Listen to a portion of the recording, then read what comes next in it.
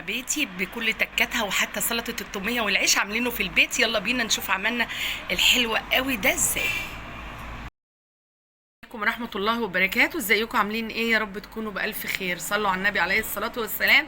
العيد قرب على الابواب، كل سنة وانتم طيبين. يعني الكل تقريبا هيبقى متوفر عنده قطعة لحمة كده على بعضها، او بقى ايه انت مثلا ذبحة والكلام ده، فهيبقى سهلة قوي عليكي انك تجربي الوصفة دي معايا. شاورمة اللحمة ان شاء الله طريقة سهلة وبسيطة هتعجبك، ولو عجبتك ما تنسيش اللايك والاشتراك في القناة.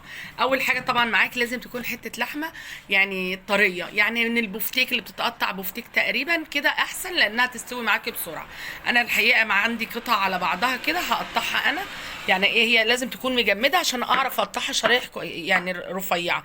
طبعا انت لو هتجيبي بقى من عند الجزار او كده، هو خليه يقطعها لك اسهل، يعني اسهل من ان انت تقطعي. وهقطعها بقى حتت رفيعه قوي بالشكل ده كده اهي. بصوا، عايزين يعني عشان تدينا شكل شرايح الشاورما بالظبط اللي بنجيبها من بره. طبعا السكينه لو حاميه هتمشي معاكي الدنيا حلوه بالشكل ده كده، بس لازم تبقى شرايح رفيعه بالشكل ده كده. هقطعها بقى كلها كده ونرجع نشوف هنتبلها ازاي مع بعض. الشاورما بتاعتنا قطع رفيعه كده، وبصراحه اللي سهل عليها التقطيعات ان هي كانت في الفريزر ما فكتش يعني، فتقطعت معايا بسهوله قوي. تعالوا بقى نعمل التتبيله مع بعض.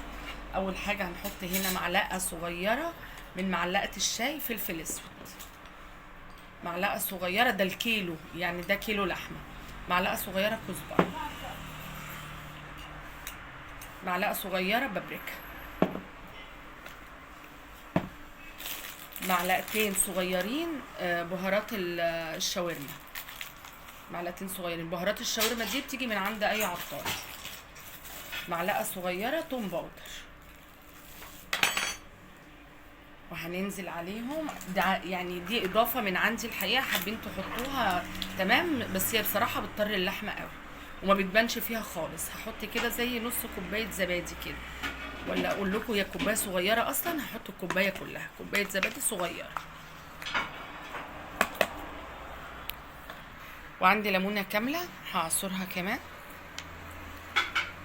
ليمون بعافيه يعني، غالي كمان وبعافيه اليومين دول في السوق، مش عارفه ليه غالي قوي كده، وكمان يا ريتنا بنلاقيه كمان حلو في السوق. هعصر كده ليمونه كامله. هنزل بنص فنجان من الخل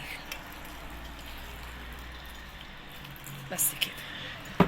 وهحط كمان بشرة جوز الطيب، يعني بشرة حلوة كده، مش كتيرة قوي ومش قليل قوي. خدت تقريبا ربعها كده، ربع جوز الطيب. هقلب بقى الخليط بتاعنا ده كويس قوي كده.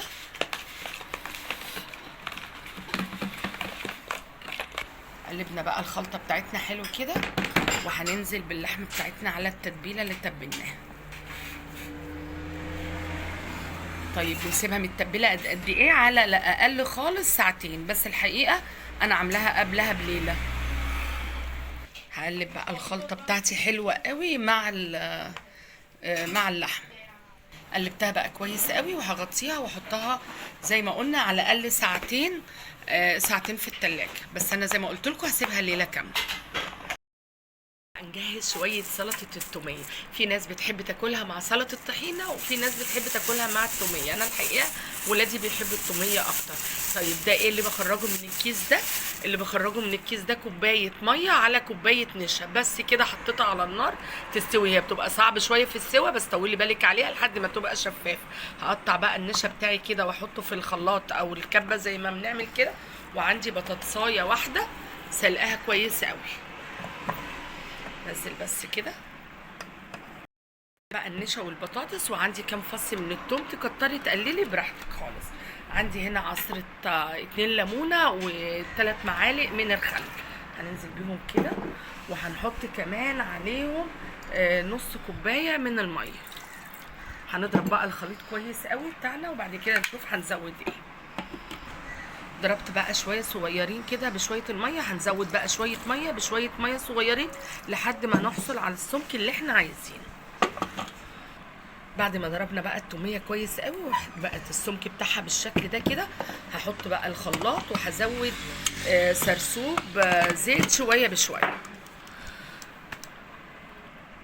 والخلاط شغال بقى، بنشغل كده وبننزل بسرسوب من الزيت، ويكون نوع الزيت حلو.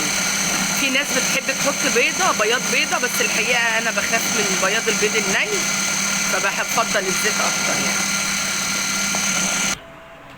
خلاص كده بقى عملنا سلطه التوميه بتاعتنا، وبصوا القوام بتاعها عامل ازاي. بقت ليله كامله في التلاجة او ساعتين على الاقل. عندي هنا طاسه حطيت فيها ليا، ممكن ليا على زيت وممكن ليا بس. طبعا انا مكتره الليا شويه لان الحقيقه ده كيلو مش نص يعني. هحط بقى اسيحها بس الاول كده، وبعدين بننزل بقى. مش عايزين ننزل بكميه الشاورما مره واحده يعني، هنروح عاملين كده حبه حبه كده اهو، لان لو نزلناها كلها مره واحده هتخرج السوائل اللي فيها، ومش حابه الموضوع ده الحقيقه. هقلبها بس كده اللي هي تتشمع. ممكن بقى نطلعها في طاسه تانية بعد ما تتشمع، وممكن نركنها على جنب. هنشوف دلوقتي هنعمل ايه. اخدها بس تقليبه الاول كده. الريحه خطيره خطيره بجد، جربوا الطريقه دي هتعجبكم جدا ان شاء الله. اهو تشويحه كده على السريع، ونركن بقى ده على جنب كده في الطاسه برده، ممكن في نفس الطاسه طالما ما نزلتش سوائل ولا حاجه. وناخد بقى اللي بعده بالمنظر ده كده.